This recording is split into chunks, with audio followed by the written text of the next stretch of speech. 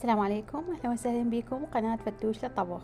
اليوم ويانا وصفة جديدة اللي هي تبسي اللحم بالفرن. طبعا تبسي اللحم هذا كلش كلش كلش طيب طلع، وحطيت انا همتين وياه بوتيتا، ما حطيت اللحم يعني بوحده. طبعا اللحم ويا البوتيتا طلعوا ذايبين بشكل، والطعم ما اوصف لكم، خرافي كلش طيب. ان شاء الله تجربوه وتشوفون شلونه. شوفوا اللحم ذايب ذايب ذايب كلش طيب. خلونا نبلش مقادير.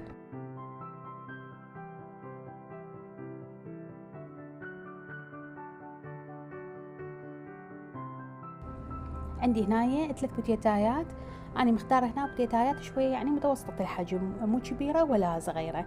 انتو طبعا تختارون البوتيتا اللي يعجبكم، تقدرون تحطون أكثر هماتين براحتكم. أنا هنا 3 كانوا كلش كافيات بالنسبة إلي للتبسي. قطعتهم هيجي دوائر شوية، تكون يعني زينة مو ثخينة كلش، حتى تطلع هيجي شوية بها تكسيبة خفيفة كلش طيبة تطلع. راح احطها طبعا بالتبسي، اصفطهم.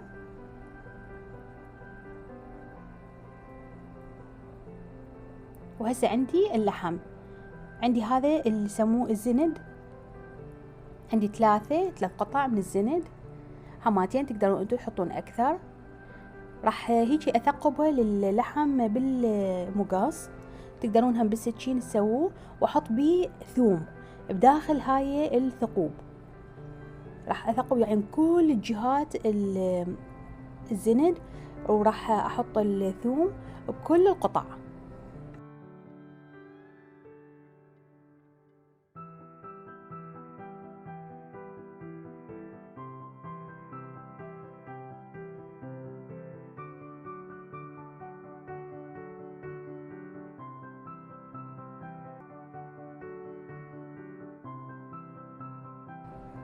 بعد ما حطيت الثوم بكل القطع صفطتهن، هنا عندي خاشوقة كبيرة من الماجي الخضار الباودر، ضفت عليهم تقريبا 3 كوب من المي الحار.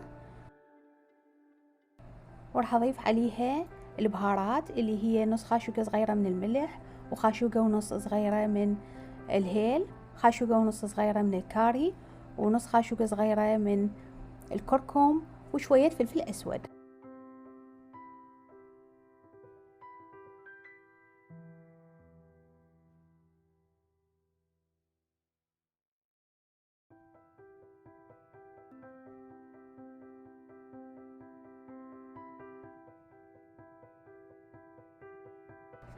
بعد ما ضفت كل البهارات مالتي وصار اللحم جاهز انه هو يدخل الفرن، راح اغلفه اول شي بورق الزبدة والسيليفون، وبعدين راح ادخله الفرن على درجة حرارة 350 فرنهايت او 174 سليزي مدة 3 إلى 4 ساعات.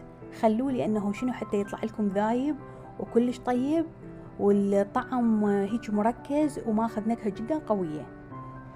وطبعا دائما نقول سبحان المينسى، ودائما انسى مرات شغلات بسيطة بس هي مهمة. نسيت اضيف زيت الزيتون، فهسه نضيفه زيت الزيتون، وهم زين بعد ما حطيته بالفرن. ضفت تقريبا حدود 3 كوب، انا هيجي رشة يعني اضيف، وادخله عاديا الفرن. صار جاهز عندي، طلع من الفرن وما اوصف لكم الطعم والريحة، يعني شنو تصيح كل اللي بالبيت وتقولهم تعالوا اكو هنا في شي طيب.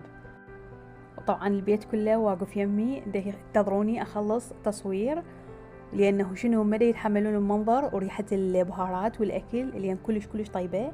اتمنى وصفة اليوم تكون عجبتكم، لا تنسون لايك واشتراك بالقناة.